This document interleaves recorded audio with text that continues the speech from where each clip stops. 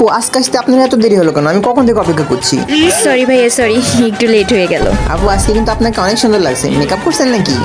কি যে বলেন ভাইয়া, আমি মেকআপ করি না, আমি ন্যাচারাল সুন্দরী। তা ঠিক, কিন্তু তার থেকে বেশি আপনি ন্যাকামো করেন। তো আজকে কি কেক এনেছেন?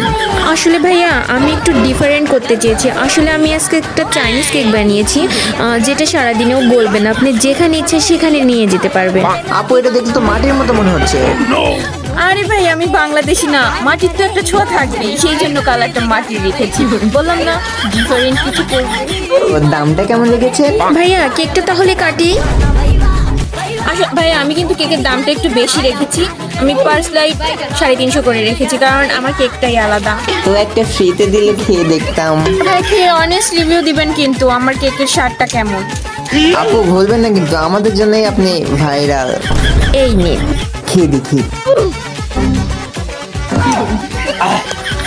দর্শকরা, এই কেকটা সেই লেভেলের স্বাদ। আপনারা খাওয়ার জন্য অবশ্যই আগের আগে চলে আসবেন। এই আপু যেমন সুন্দর, তার কেক তার থেকে বেশি সুন্দর। নায়িকা